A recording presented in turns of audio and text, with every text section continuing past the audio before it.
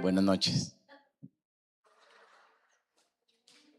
Hoy es el día más esperado del Mundial. Es el día más esperado por, ¿por quién? Por los franceses, los ingleses. Entonces toca aclarar, ¿no? Hoy es el día más esperado del Mundial por los colombianos. Ayer fue el día más esperado por ¿quiénes? Los argentinos.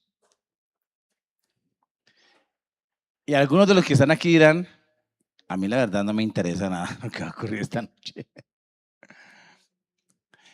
Y el mundial es una palabra muy amplia, muy grande, muy mundial.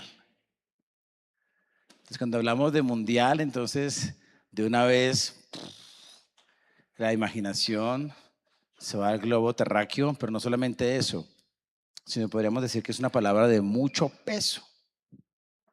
Campeón mundial. Sin embargo, eso grandote, grandote, también podemos ir de lo macro a ir disminuyendo, ¿no? Vengo de entrenar con mis niños. Ellos están entrenando, yo miro cuando ellos entrenan. Y uno conoce padres que van con sus hijos, abuelos que van con sus nietos a entrenar. Y por allí en cada conversación aflora el deseo de los niños, que a la vez es el deseo de sus padres. Mis niños juegan fútbol no porque yo lo haya deseado. Juegan fútbol porque ellos lo desearon en algún momento de su vida. Pero hay muchos niños que juegan fútbol porque sus padres lo desearon. Y dentro de ese deseo de los niños, o dentro de ese juego, esa intención de ir a entrenar porque no están jugando en la cuadra, están yendo a una escuela deportiva donde reciben una serie de instrucción. ¿Qué creen que es el sueño de ellos?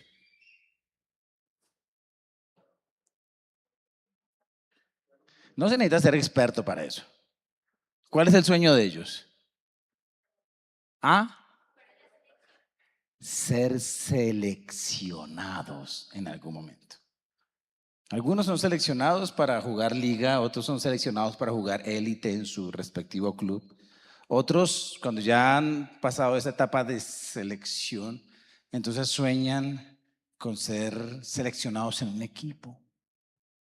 Hoy hablé con un muchacho venezolano que juega muy bien y llevaba un año porque fue seleccionado por el Club Real Boyacá, pero hoy lo vi entrando y dije, ¿cómo te fue, mijo? No, no le gusté al técnico. Entonces me devolvieron. Y dije, bueno, habrá otra oportunidad.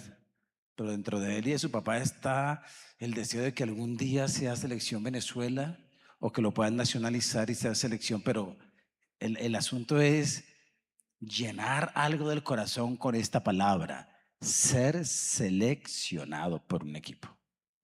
Y luego de eso, ser seleccionado por su país. Y luego cuando ya está el grupo de 26, que son la selección Colombia esta noche, ¿qué sueñan ellos? Vencer a otras naciones, como esta noche va a pasar entre Colombia y Uzbekistán. Quiero decirles que Uzbekistán están diciendo lo mismo allá en el culto que están haciendo allá. Vamos a ganarle a Colombia. Entonces viene esta lucha entre naciones, ya no por ser seleccionadas, sino por vencer a la otra nación. Pero todas ellas, de pronto algunas con menos posibilidades que otras, pero si uno les preguntara, ¿sueñan con el siguiente paso? Van a decir sí. ¿Ser qué? Ser campeones del mundo. Y cuando una selección ya es campeona del mundo, ¿qué sueña? Quedarse en el primer lugar. Lo curioso de todo esto Yo tengo que ser sincero con ustedes. Mi hijo Joseph, en su debut de liga, en el debut, hizo un gol. Pero ese gol está antecedido por algo, por la oración de un papá. Yo veo la jugada, estoy ahí en la tribuna, levanto mi oración. Señor, yo sé que tú amas al arquero, pero por favor, dale un gol a Joseph y ayúdalo a hacer el gol. Me miró, yo vi la jugada y le hice una señal. Él la cogió, hizo la señal y hizo el gol del empate en un partido muy duro. Fue antecedido por una oración. Cuando tú miras este asunto del mundial, tú ves la creencia del mundo entero ahí. Del mundo entero. Míralo esta noche. Y tú vas a ver diferentes acciones. Jugaba Brasil con Marruecos y de repente toman una foto allá, una imagen allá arriba. Ronaldo, estaba Roberto Carlos y estaba Kaká. Y Kaká estaba orando. Orando estaba en medio del partido, pidiéndole a Dios.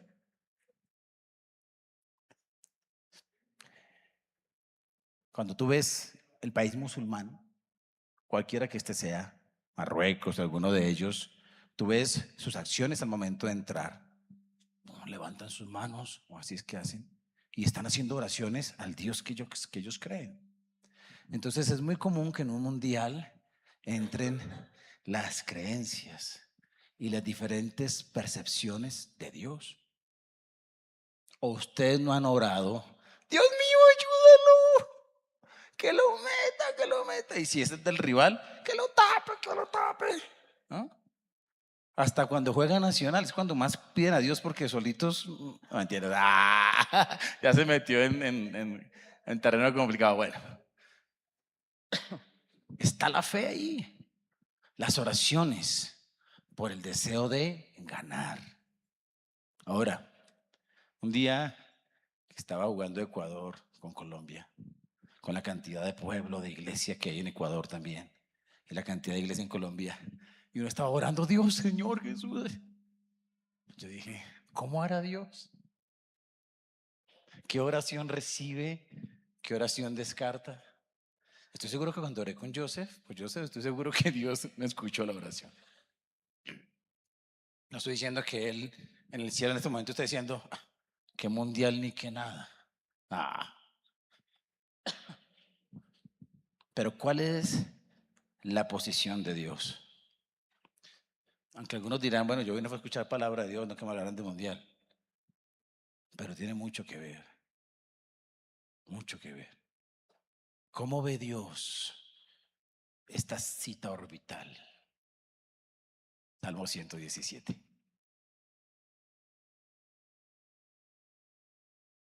Salmo 117.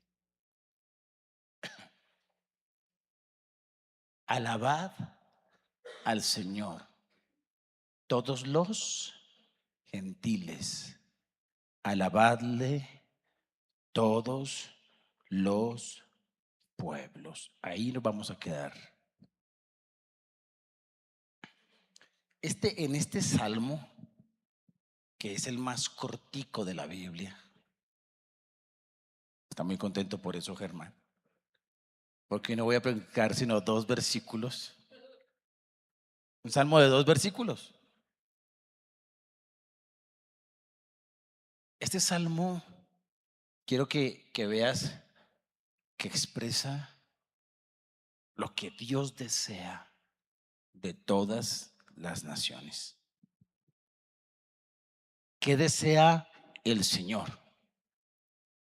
Que todas las naciones, que todos los pueblos lo alaben.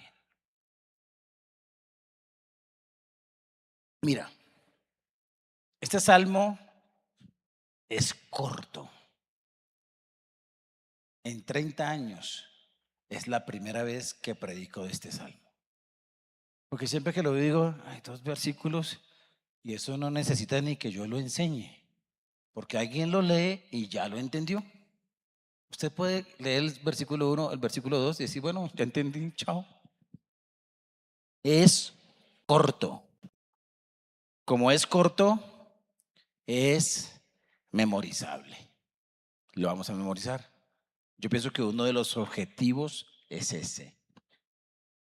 Alabad al Señor todos los gentiles. Alabadle todos los pueblos. Aquí está en la versión Jubileo. Lo puedes memorizar en la versión que quieras. Es más, puedes memorizar ese versículo en todas las versiones existentes y decir, así lo dice la NBI, así lo dice la Reina Valera, así lo dice la Dios habla hoy. Y te aseguro que en 2 horas te lo puedes memorizar.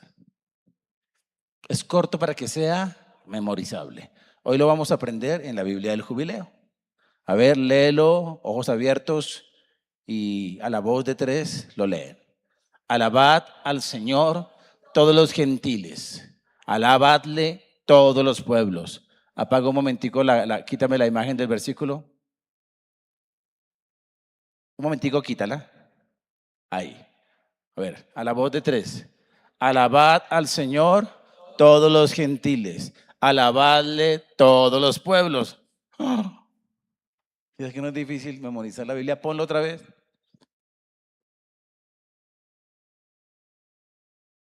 Después va a decir, porque ha engrandecido sobre nosotros su misericordia y la verdad del Señor es para siempre. Aleluya. ¿Por qué es corto? Porque debe ser memorizable.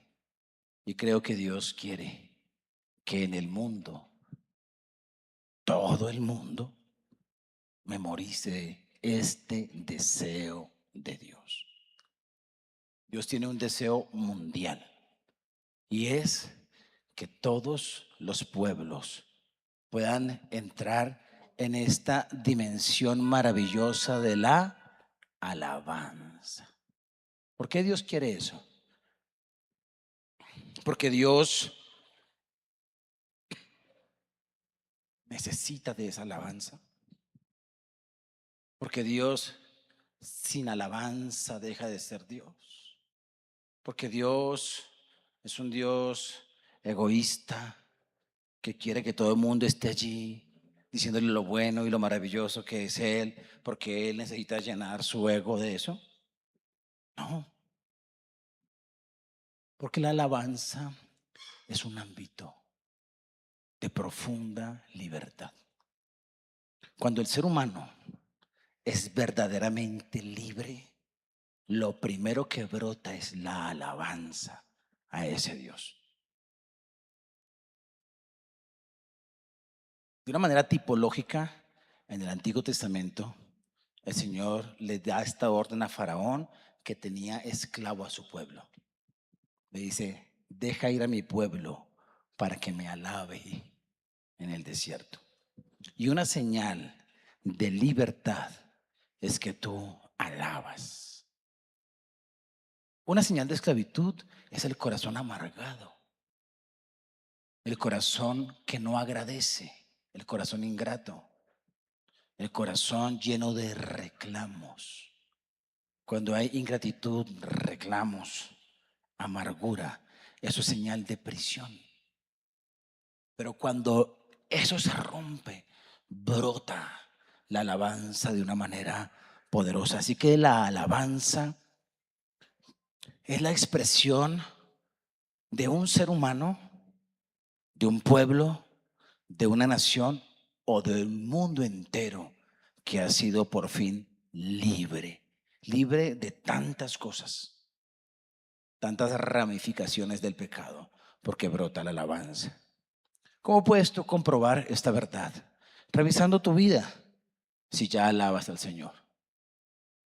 ¿Por qué lo alabas? Porque entendiste su verdad, porque entendiste lo que Él hizo. Y entonces brota el cántico, la gratitud, es una evidencia. Y eso es lo que el Señor quiere. Él quiere la libertad completa sobre todos los pueblos, de tal manera que estos lo alaben. Y fuimos diseñados para alabar. Mira el estadio. en algún momento. Hoy Paraguay y República del Congo empataron. Se esperaba que prevaleciera el fuerte, Portugal, pero cuando hizo el gol República del Congo, todos levantaron sus manos. ¡Guau! Parecía un culto. Es que cada gol parece un culto. Cuando ustedes ven allá en Argentina, hay una cancha donde todo el tiempo cantan y son cánticos, bueno, fueran lindos, pero no. Hay unos que son llenos de groserías. Todo eso tiene que ver con corazones que fuimos hechos para cantar, para alabar, para decir, ah. Cuando no está Dios, entonces el objeto de mi alabanza será cualquier otra cosa. Cualquier otra cosa. Por ejemplo, a Maradona le decían la mano de Dios. Y hubo un momento donde se estableció la iglesia maradoniana,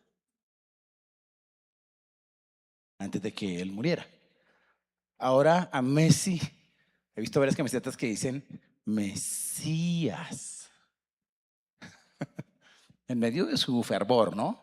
No estoy diciendo que le piden a él pero en medio de la pasión que despierta en algunos el fútbol, de alguna manera brota ese diseño del corazón de alabar, porque es que alabar es reconocer la grandeza, en este caso, de Dios. Y quien es digno de toda la alabanza y de toda la adoración es Dios. Ahora, Dios no es enemigo de que uno disfrute cosas. Yo disfruto el fútbol, pero yo no adoro mi selección, ni a ningún jugador, porque mi objeto de adoración es el Señor desde que lo conocí. Pero fuimos diseñados para alabar. Así que aquí no es algo loco que está diciendo el Señor. Aquí lo que está mostrando es cuando el corazón del ser humano y el corazón de los pueblos, encontrándose con su Dios, empatan en un diseño maravilloso. Que Dios es el Señor de ellos y ellos libremente entran en la libertad de alabarle. La alabanza es muy poderosa. La alabanza te libra de las cosas que corroen el alma. Cuando tú alabas, ya no hay espacio para la ingratitud. Hay una enfermedad que se está comiendo al mundo entero y es la tía. Todo es culpa de la tía. La tristeza, la ira y la amargura. Cuando tú alabas, ninguna de estas tiene espacio en el corazón. Ninguna. La alabanza es supremamente poderosa. Por eso cuando tú te conectas en un culto con el alto y el sublime, a Él sea la gloria, y tu corazón se derrama, ocurre algo dentro de ti. Y Dios quiere que todos los pueblos le alaben. Sin embargo, esto tiene sus obstáculos. Te quiero abordar hoy. Ahí en ese versículo dice, alabad al Señor. ¿Quiénes? Todos los que, los gentiles. Eso te da una pista de quién escribió el Salmo. ¿Quién escribió el Salmo? No, ese no es de David. ¿Ah? Un judío. ¿Por qué lo sabes? Porque los judíos son los únicos que llaman a todas las demás naciones gentiles, que viene de gentes. Y la raíz de esta palabra de naciones, por eso en algunas Biblias se encontrarán hablar de todas las naciones, todas las gentes. Realmente está hablando todos los gentiles. Alaben al Señor todos los gentiles. Es decir, además de los judíos, todos los otros pueblos que no son judíos. Y alábenle todos los pueblos. Es un salmo que lo escribe un judío. ¿Cómo te parece? Este puede ser un judío libre. ¿Libre de qué? De su judaísmo. Porque el judaísmo dice solo Israel. Una marca fuerte del judaísmo puro, del judaísmo humano, no divino. No confundan al Dios de la Biblia con el judaísmo de Israel. Ojo con eso. Una ley o una norma del judaísmo radical que muestra la relación con los gentiles son oraciones que ellos hacían. Gracias Dios, porque no me hiciste ni mujer, ni perro, ni gentil. ¿Cómo ven a las mujeres? ¿Cómo ven al gentil? ¿Cómo ven en ese contexto? Era impuro para un judío entrar a la casa de un gentil. Entonces, cuando tú ves esta bomba en el antiguo pacto, tú te preguntas, ¿si lo leían los fariseos? Es memorizable y corto de leer. A cualquier niño judío que yo le preguntara, a ver, dígame el Salmo 117, te lo dice de memoria. Y nosotros lo vamos a aprender de memoria, porque para eso es. Para que alguien te diga, hay un capítulo entero de la Biblia. Chicanías con el Salmo 117. Ellos se lo sabían. Pero después uno dice, ¿por qué se desprende una creencia donde, cómo interpretan este asunto de los gentiles? Y alabad al Señor todos los gentiles, alabadle todos los pueblos. Quiero reiterar que esto es palabra de Dios, es inspirada. Y por eso aquí nos muestra el deseo de Dios en las naciones. Y de que todas las naciones entren en esa dimensión maravillosa de la alabanza. Y que lo escribe un judío. Pero cuando nos metemos ya en el terreno de quién lo escribe, de quién hace esta oración que después la convierte en canción y que pasa a ser de la palabra de Dios. Es más, los salmos están asociados a lo profético. Aquí tú ves algo que va a ocurrir, sí o sí. Todas las naciones le alabarán. Ahí está incluida Colombia, Venezuela, Ecuador, Chile, Irán, Irak, Corea del Norte, China, Israel. Todas le alabarán.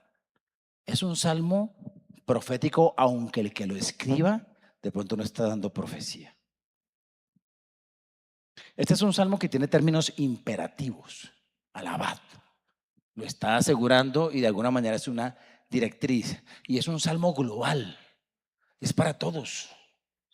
Imagínate a un musulmán leyendo este salmo. Alabad al Señor. Y no está hablando de Mahoma ni de Alá. Todos los gentiles. Alabadle todos los pueblos. ¿Estás diciendo que Pakistán? Sí, Pakistán. No, nunca. Hasta que conozca, hasta que sea libre. Pero qué lindo cuando las naciones se dan cuenta de que allí estábamos incluidos. Por eso el Señor tuvo que esperar hasta que a Colombia nos llegara el Evangelio. Y también como nación. Primera iglesia de en Colombia, 1935, de un cristianismo con Biblia, ¿no?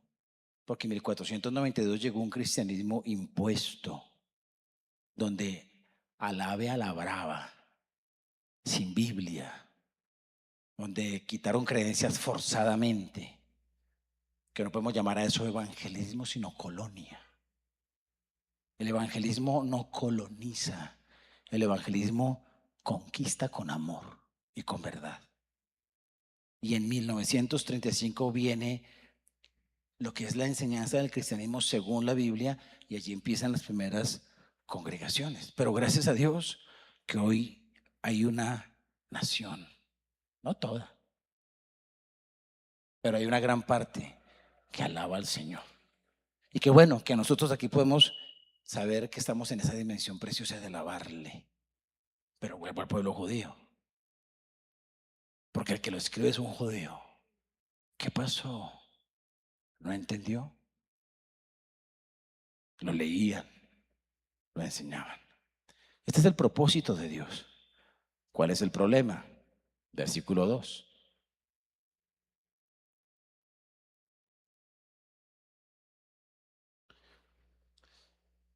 El versículo 2 dice el por qué. Alaben al Señor y da una razón. ¿Por qué las naciones deben alabarle? Porque ha engrandecido, me falta ahí la E, engrandecido sobre nosotros su misericordia. Y la verdad del Señor es para siempre. La invitación tiene que ver con tres palabras claves ahí. Una es engrandecido y tiene que ver con cómo está por encima de. ¿Y qué es lo que ha engrandecido? Su misericordia y la verdad. Por dos razones, su misericordia y su verdad, sobre todos los pueblos y para siempre, eternamente, sobre el tiempo, sobre los límites, sobre todo. Hay algo que es mayor, que es superior, que es más fuerte que cualquier resistencia. Misericordia y verdad. Ese engrandecido es una acción de poder, no de debilidad. Es una acción de conquista. Es una acción de doblegar. Pero no doblega con armas, no doblega con bombas, doblega con misericordia y verdad. Entonces dice, por estas cosas se debe alabar a Dios. Pero vas a descubrir cuál es el problema que puede estar allí. ¿Y por qué los judíos, a pesar de tenerlo tan claro, tan corto, tan práctico? Mira, dice, porque ha engrandecido sobre. ¿Cuál es el problema? Nosotros. Dice Yamil siempre. Siempre el nosotros por ahí. Este nosotros principalmente es judío. Ahora, ¿cómo pudo haber interpretado el judío esto? Todas las naciones alabarán al Señor, porque es el único Dios verdadero. Ellos no hacen una interpretación de evangelismo. Ellos hacen una interpretación de señorío. Es al Señor el que hay que alabar. Es decir, a la final hay un solo Dios que va a vencer y es el nuestro. Así que naciones, les anunciamos, tienen que alabar al Señor porque Él ha engrandecido su misericordia y su verdad sobre nosotros, sobre Israel. Y cuando tú miras, todo el antiguo pacto está lleno de historias así. Entonces tú ves a Israel yendo a conquistar la tierra prometida y tiene que enfrentar naciones. Y tú ves en el Antiguo Testamento al Señor ganando las batallas contra las naciones. Y está diciendo, Dios es fiel, es misericordioso con nosotros. Esa palabra es muy interesante. Ahí está la palabra Gesed. Gesed es misericordia. Y esa palabra no tiene una palabra que traduzca en el español lo que significa completamente. Por eso tú encontrarás en la NTV amor inalterable, algo así. Amor que permanece. Puede ser traducido como gracia. Puede ser traducido como misericordia. Pero Gesed involucra por lo menos tres significados que tienen que ver con fuerza, permanencia y amor. Pero si tú lo dejas en el amor, sin las otras dos palabras, te queda incompleto. Porque ese amor está vinculado a un pacto. La misericordia a veces en nuestro contexto es como, ay, tan bueno con el miserable, pero tampoco es la lectura que esa palabra debe dar, porque es que hay una razón por la cual, hay un pacto por el cual Dios, en este caso, ejerce misericordia. Ahorita les amplío un poquito el término, pero aquí, volviendo al judío, el judío, alguien me preguntaba en estos días, ¿y el tema de los palestinos siempre ha estado? Claro, léelo allá, los filisteos. Toda esa franja que está cerca al mar, esa en el mapa antiguo lo conoce como Filistea. Y cuando hablamos de Filistea y de filisteos, ¿quién se te viene a la cabeza si has leído algo de la Biblia o conoces un poquito de historia bíblica? Filisteo, Goliat, Goliat y David. ¿Acuerdas la onda? La espada. Y todos nos emocionamos de niño. Ganó David, el judío, y venció al gigante, a Goliat. Y nuestras oraciones parten muchas de allí. Ayúdame a vencer a los gigantes que tengo por delante. Pero hoy, cuando aparece la guerra entre las naciones, uno, y es la misma historia de David y Goliat. Y uno dice aquí como que la cosa se va poniendo rara. Pero por eso hay mucho material del Antiguo Testamento donde tú ves a Dios respaldando, extendiendo su misericordia, su poder, su fuerza, su protección sobre una nación, Israel. Daré naciones por ti, dice Isaías. Por eso cuando alguien, sin entender lo maravillosa que es la cruz, se pone a leer de una manera histórica y académica la Biblia, te va a decir, el Dios del Antiguo Testamento es diferente al Dios del Nuevo. Y no, es el mismo Dios.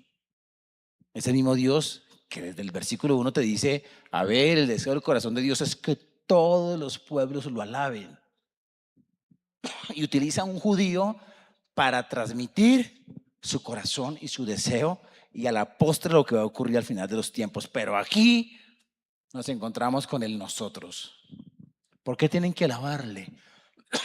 Porque ha engrandecido sobre nosotros su misericordia. Entonces pareciera que les está diciendo, ustedes han visto la fidelidad de Dios con nosotros, el Dios de Israel. Y esa misericordia y esa verdad se van a extender por siempre, eternamente. Así que ustedes van a reconocer que el Dios de Israel es el Dios verdadero. Y por eso tienen ustedes que alabar al Dios de Israel. Ahí como que ya no nos cuadra tanto, ¿cierto?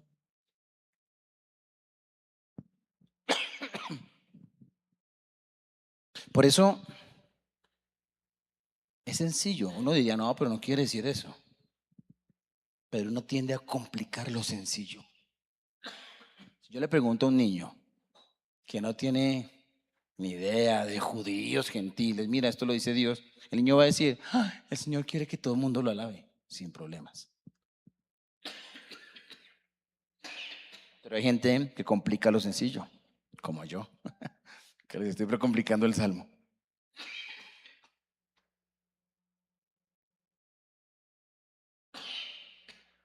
Es una invitación incluyente, que la verdad que si se interpreta mal, puede ser excluyente. Este término incluyente y excluyente hay que revisarlo bien. Uno dice incluye a todas las naciones, sí, pero es de nosotros como que sectoriza de alguna manera a las naciones. Como si hubiese un mundial de naciones, donde la primera nación en ganar el mundial es Israel. y a la brava quiere quedarse con el primer lugar. Es un texto que involucra seleccionados, elegidos. Israel es el primer pueblo elegido, es el primer pueblo seleccionado por Dios. Eso nadie lo puede negar, porque a ellos se les dio el antiguo pacto. Por eso estamos en el antiguo pacto, estamos leyendo el antiguo pacto. Es el pueblo escogido de Dios en el Antiguo Testamento. Un día un judío que no cree en Jesús, mi profesor de hebreo, eslava, me dijo: tú sabes por qué Dios escogió a Israel. Y esa mañana yo había leído Deuteronomio 8. Yo dije: sí, yo no tengo la respuesta literal. Dice: claro. Dije: por ser el más insignificante de todos los pueblos. Así le respondí en mi inocencia. Se puso rojo, como si yo lo hubiera ofendido. Yo le dije: Deuteronomio lo dice. No por ser el más grande de todos los pueblos, sino por ser el más pequeño e insignificable de todos los pueblos, por eso yo te escogí. Así dice. Pero ellos no hacen esa lectura. Sí, este orgullo de naciones, porque yo voy hoy por Colombia, no por Uzbekistán, es de todas las naciones. Mira cómo están los argentinos después del partido de ayer. Argentina tenía que sacar la cara por Sudamérica. Y es normal. ¿Cómo estarán los americanos? Porque hicieron un muy buen partido. Esos que también, que no se las podían picar de ser los mejores. Son los mejores en muchas cosas, en basquetbol y en muchas otras cosas. Pero en fútbol no. Pero con ese partido, y por eso yo no quiero que ganen. No, déjenos alguito. Pero allá deben estar, allá. Todo este asunto ha estado y estaba en ese profe. Nosotros, me dijo: no. Mira cómo me respondió. Me dijo: porque somos el primogénito de Dios. El primer pueblo. Me dijo: y Dios tiene otros pueblos, pero nosotros somos el primogénito. Y cuando tú miras los derechos de primogenitura de Israel, entonces, claro, entenderás por qué se creen con más derechos. Nosotros, los hermanitos menores, algunos viendo con recelo a Israel, queriendo haber sido seleccionados primero. Aquí tú ves el problema que está resumido en nosotros. En nosotros. ¿Sabes? Israel quiso encerrar a Dios en ese término, nosotros. ¿Pero tú crees que Él es el único? La iglesia quiere encerrar a Dios en el nosotros. Las naciones quieren encerrar a Dios en el nosotros. Y Dios quiere que sean todos los pueblos. Geset, que es la razón por la cual debemos alabar a Dios, es una palabra que tiene que ver con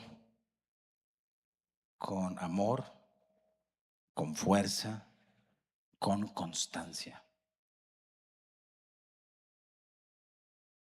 Pero la primera parte, o más bien, la parte esencial de esta palabra, en un diccionario que leí, dice que es la relación recíproca entre las dos partes que conforman esta relación.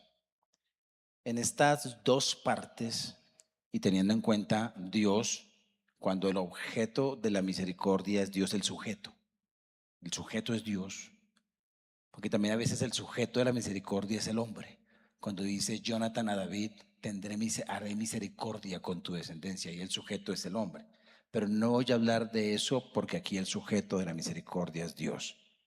O sea, es Dios quien está conectado a esa misericordia con Israel y con todas las naciones. Porque está diciendo: por ese Gesed alaben a Dios. Pero aquí obviamente muchos podrían interpretar que ese Gesed solamente es con Israel.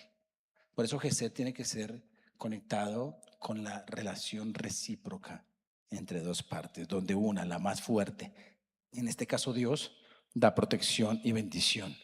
Y la parte más débil busca esta protección y busca esa bendición sin exigir derechos. O sea, no demanda al más fuerte, pero busca permanecer allí porque necesita de esa protección y de esa bendición del más fuerte. ¿Y cuál es la parte? ¿Qué es lo que busca el más fuerte? El más fuerte no busca algo de la parte más débil porque la parte más débil no le puede dar nada. En este Gesed, en esta misericordia, la parte más fuerte, que es Dios, busca mantenerse fiel a su palabra. Por eso, fidelidad es una de las traducciones que podrían dársele a Gesed. Tú puedes encontrar que es fidelidad, misericordia, amor, gracia. Esta parte más fuerte busca cómo mantenerse fiel a su palabra, pero esta parte fuerte es libre de decidir cómo se mantiene fiel. Y este fue el fracaso de Israel. El fracaso de Israel fue no interpretar este salmo y se pegó de una palabra para anular la riqueza que hay alrededor. Y esta palabra es nosotros. Nosotros. Un problema que hay que superar para que todas las naciones la alaben se llama etnocentrismo. Y el etnocentrismo es algo que se ve en un mundial. Cada quien va por su país. Si su país no clasificó, entonces a algunos ni les interesa o se van por alguna nación que a ellos les gusta. Y así sucesivamente. Pero si en un ámbito tú puedes ver visible lo que es el etnocentrismo, es en un mundial. Eso lo dice esta camiseta. Yo quiero que Colombia venza a todas las naciones que se le pongan al frente. Amén. Ah, sí, nosotros. Porque Dios nos ama. Porque el Señor nos va a ayudar a hacer goles. No, ahí ya no, como que no hay tanta, a ver, como que pastor, relájese, ¿sí? No mezcle fútbol con Biblia. Pero el etnocentrismo es un problema. El etnocentrismo te lleva a mirar con desdén a Irán, a Afganistán. El etnocentrismo te lleva a mirar con desdén a Estados Unidos. El etnocentrismo te lleva a mirar con desdén a Venezuela, a Colombia. El etnocentrismo te lleva a mirar con desdén a Argentina, a cualquier nación. Cuando tú ves, uno de los problemas del mundo se llama etnocentrismo, el nosotros. Tiene que haber la prioridad sobre nosotros, como si dijéramos, nosotros somos el primogénito de Dios de alguna manera. Ese etnocentrismo es un problema, no de Israel, no de Estados Unidos, no de los argentinos, de todos. Todas las naciones tienen el asunto de decir, mi etnia es la que debe recibir el favor de Dios. Y Dios nos tiene que defender de las demás naciones. Es un problema que abarca no solamente un mundial. El mundial tal vez es la manera más sana de verlo, pero mira la política. Mira cómo tú interpretas las noticias. Mira cómo en algún momento en algo tan triste como es la batalla entre las naciones, que Dios no quiere eso. Dios quiere que todas las naciones le alaben, no que las naciones se peleen entre sí. Cuando las naciones aprendan a alabar al Dios verdadero, terminará la guerra. Pero aparece la bomba en el país Y y en el país X. Y entonces salen los comentarios del país X y los comentarios del país Y.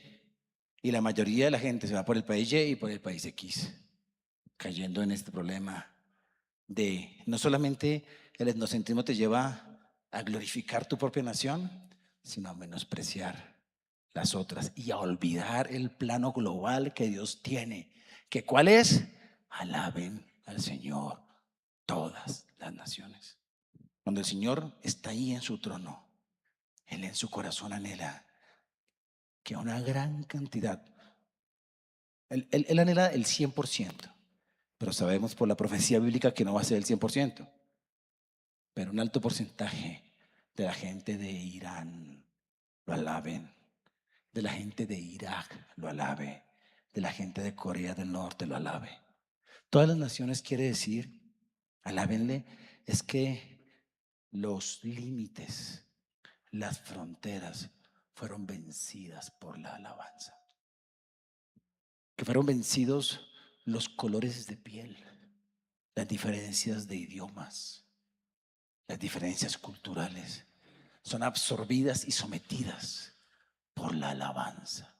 Es la victoria mundial de Dios sobre los pueblos. Y ahí el etnocentrismo es un problema. Y fue el problema de Israel, pero no es el único que tiene ese problema. Todos los pueblos lo tienen. Por eso, el salmo hoy está delante de tus ojos. Una acción de este salmo es que quiebres en tu corazón el etnocentrismo. Colombia va a ganar hoy. No quiero decir que tenga que ver. Quiebra en tu corazón. ¿Qué es quebrar en tu corazón el etnocentrismo? No mires una nación con odio. Cualquiera que ésta sea. Cualquiera que sea tu parámetro de justicia. No lo mires ahí. ¿Tú crees que Dios no ve la injusticia en las naciones? La ve. Pero Él con su gesed va a vencer y los va a traer a la alabanza. Los va a traer a la alabanza y nosotros, tú que lees el Salmo, hablo contigo que lees el Salmo, debes quebrar eso en tu corazón, porque eso no alaba a Dios. Porque el propósito de Dios es el versículo 1. ¿Qué otro obstáculo tenemos que superar para que el propósito de Dios se dé? El iglesiocentrismo. El iglesiocentrismo.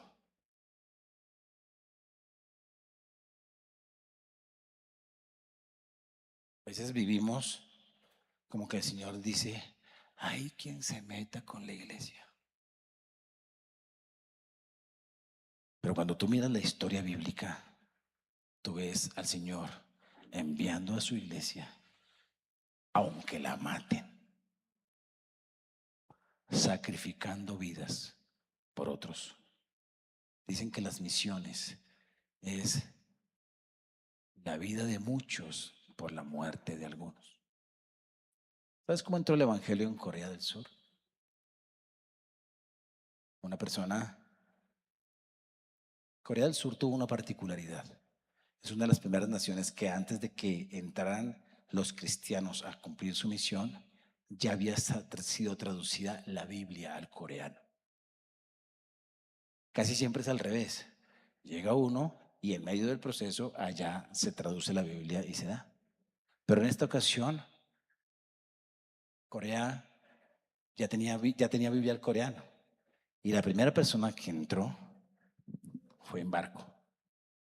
Llegó un momento donde el barco no llegó a la orilla, pero él nadó un buen tramo.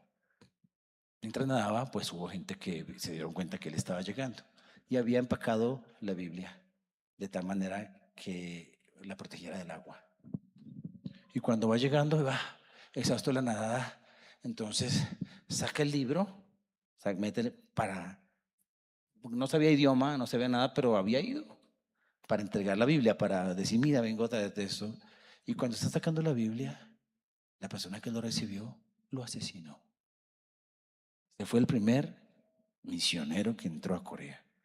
No alcanzó a decir, Jesús te ama.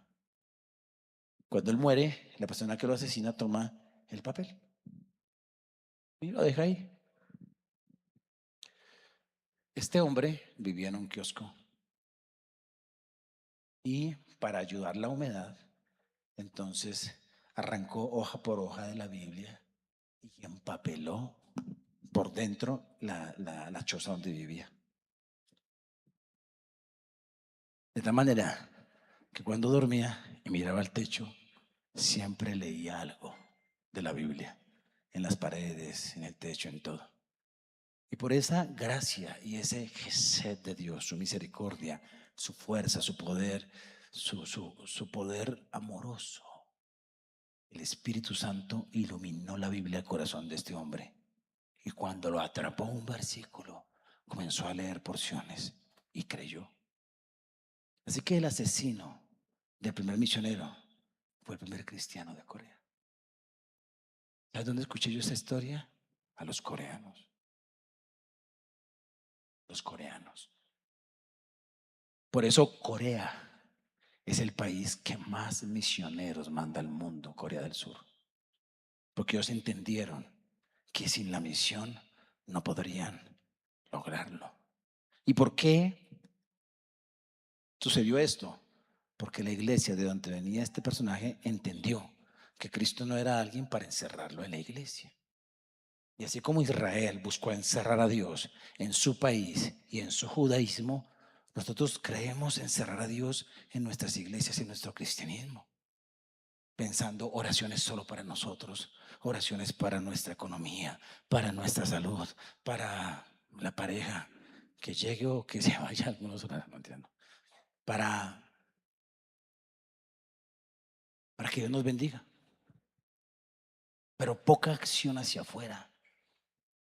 Cuando la iglesia se embaraza del primer versículo, que todos los pueblos lo alaben, entonces habrá una iglesia misionera, una plataforma que sea puerta de esperanza para las naciones.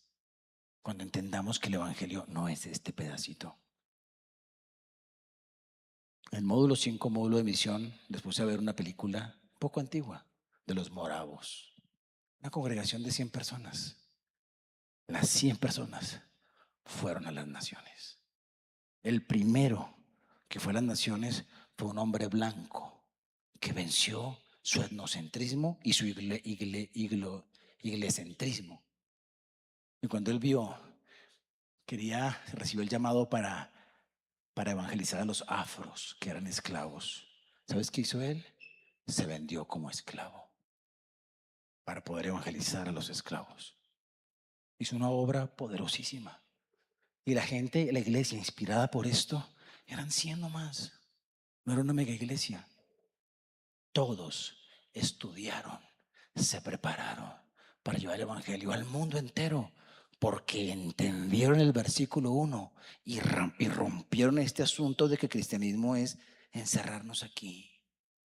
Tú fuiste traído aquí por Dios para ser equipado, para que leas la Biblia, pero para que entiendas que el interés de Dios es global, que hay un mundial que tenemos que ganar para el Señor. ¿Cuál es el tercer obstáculo que hay que vencer? Este es más fácil de pronunciar: el egocentrismo. Y ese es el más difícil. Pero fue aquel a quien el Señor le puso primero la espada, porque dijo: todo el que quiera ser mi discípulo, niéguese a sí mismo. Quiebra tu egocentrismo. Y cuando el nosotros haya comprendido la misericordia y la verdad, va a morir y dará espacio a que la misericordia y la verdad no se quede trancada en nosotros. ¿Cuál es la misericordia? El gesed, el amor profundo, el amor permanente, el amor que no cambia, el amor fuerte, el amor que conquista. Fue ese Jesús que no se quedó atrapado en el cielo, que no se aferró a nada, que se despojó a sí mismo. Y no porque fuera egocéntrico, porque ese término no cabe en Dios, sino porque es aquel de quien brota el gesed, la misericordia. Y entonces vino y se hizo hombre, se hizo judío. pero se hizo judío no porque el objetivo sea ser, el fin sea el judío. El pueblo judío era el medio, era el instrumento para. Tanto que los criticamos, pero la iglesia hoy está en la misma posición de Israel, creyendo que nosotros somos el fin de Dios, somos el medio. Nos salva para que nosotros llevemos su verdad. Al final de los tiempos, la verdad del Señor es para siempre. Ese siempre te habla de eternidad, te habla al final de los tiempos. Está el Gesed y está la verdad de Dios. Y esa verdad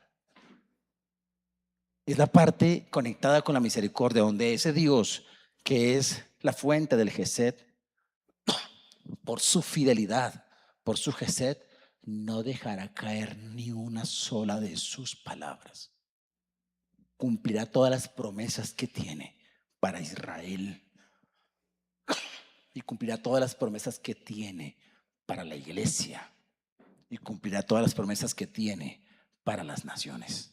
Todas las va a cumplir. Y una de esas promesas que hay al final de los tiempos es que vendrá un juicio final. ¿A quiénes? A quienes no entiendan la misericordia y la verdad. A quienes no reciban en su corazón, a quienes rechacen la misericordia de Dios y la verdad de Dios. Por eso nosotros como iglesia no podemos entrar a encerrar en un nosotros egoísta lo que Dios quiere hacer. Porque somos iglesia puerta de esperanza para las naciones. Y Dios quiere que toda nuestra nación le alabe. Por eso no salgas a dividir tu corazón de otra persona por política. No salgas a dividir tu corazón de otra persona por la camiseta de fútbol que se pone. No dividas tu corazón de otra persona por el estrato que tiene. No permitas eso, porque ese que tú ves, también Dios quiere que le alabe. Y nosotros vamos a servirle a Dios así. Oramos. Padre, gracias por tu palabra. Gracias por el Gesed, la fuerza, la misericordia y el amor. Gracias por Jesús en la cruz, que nos trajo la verdad. Hoy la iglesia es el pueblo de Dios. Es el pueblo de Dios que está en casi todas las naciones. Ponte de pie, por favor.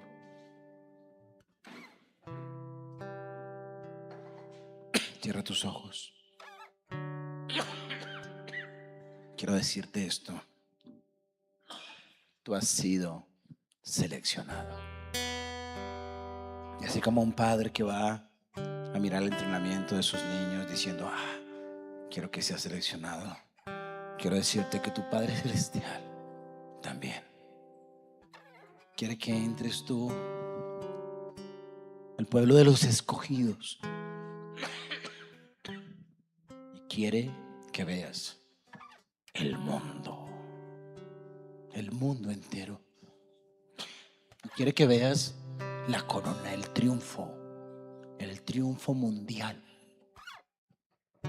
y quieres que tú disfrutes como escogido de Dios y como parte de la selección de Dios.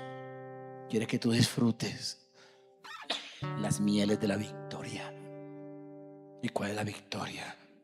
Que todos los pueblos le alaben. Que le alabe el asiático, que le alabe el africano, que le alabe el europeo, que le alabe el latinoamericano, que le alabe el americano, que le alabe Centroamérica, que le alabe Oceanía, que le alabe aquellos países donde hace mucho frío o mucho calor, donde hay mucha abundancia o mucha escasez.